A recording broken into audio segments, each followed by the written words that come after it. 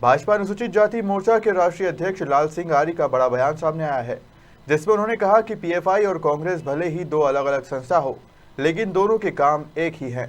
भाजपा अनुसूचित जाति मोर्चा के राष्ट्रीय अध्यक्ष लाल सिंह आर्य शुक्रवार को इंदौर दौरे पर रहे, जहां पार्टी कार्यालय में संभागीय पदाधिकारियों की बैठक में शिरकत करने के बाद पत्रकारों से रूबरू हुए।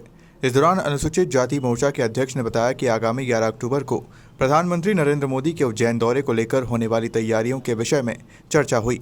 वहीं कांग्रेस के राहुल गांधी की भारत जोड़ो यात्रा को लेकर निशाना साधा और कहा कि देश विरोधी गतिविधियां संचालित करने वाले लोग और दल के नेता राहुल गांधी की यात्रा में उनके साथ चल रहे हैं। उन्होंने कहा कि आतंकवादियों के लिए फंडिंग करने वाले पीएफआई के लोग भी कांग्रेस का दूसरा रूप हैं। भारतीय जनता पार्टी अनुसूचित जाति मोर्चे की आज संभागीय बैठक थी। इस संभागीय बैठक में आगामी कार्यक्रमों के संबंध में चर्चा हुई है। 17 सितंबर प्रधानमंत्री नरेंद्र मोदी जी के जन्मदिवस यानी कि सेवा पखवाड़ा से 26 नवंबर संविधान दिवस तक 70 दिन तक अनुसूचित जाति मोर्चा का देश भर में बस्ती संपर्क अभियान चालू हो गया है। इस अभियान को 17 तारीख को भारतीय जनता पार्टी के राष्ट्रीय अध्यक्ष आदरणीय जगत प्रकाश नड्डा जी ने करोल बाग दिल्ली से प्रारंभ किया था। 30 राज्यों को लाइव संबोधित किया था। अभी तक 9000 अनुसूचित जाति की बस्तियों में संपर्क पूरा हो गया है। वहां पर 100 मतदाताओं पर 2 अनुसूचित जाति के कार्यकर्ताओं को बूथ समिति में नियुक्त कर दिया गया है। 7500 देश भर के छात्रावासों में भी संपर्क अभियान चल रहा है।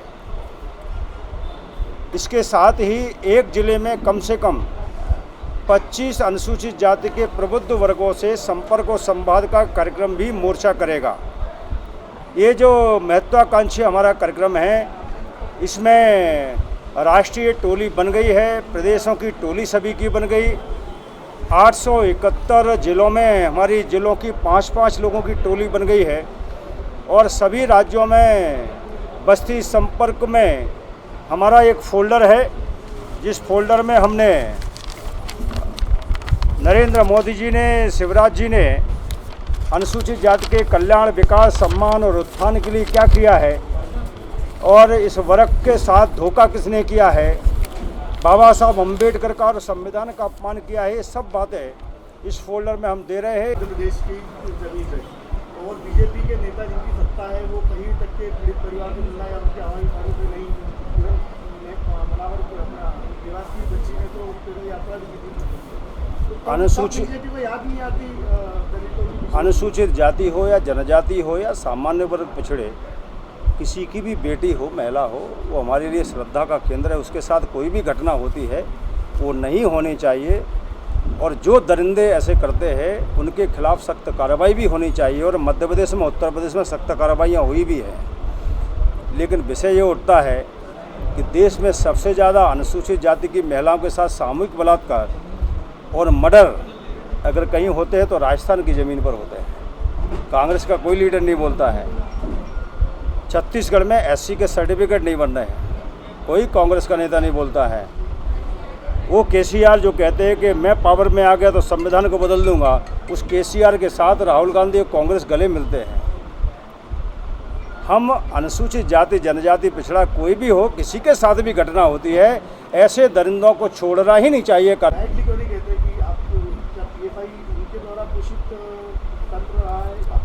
मैं बहुत स्पष्ट करना चाहता हूँ,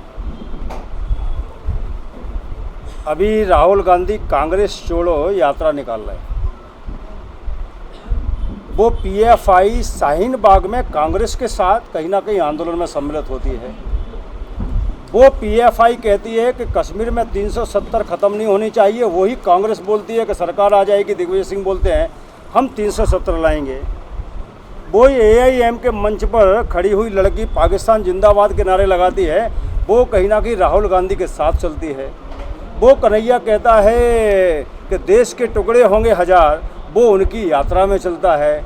वो कांग्रेस का अध्यक्ष जो केरल में गाय को सड़क पे काटता है और सड़क पे ही पकाता है और खाता है, वो कांग्रेस की इस जोड़ो यात्रा में चलता है और वो पीएफआई इनका सपोर्ट करती है। ये दोनों मिले हुए लोग हैं। पीएफआई और कांग्रेस एक ही चीज़ है, अलग अलग संस्थाओं के नाम हो सकते हैं, क्योंकि दोनों का काम एक जैसा है।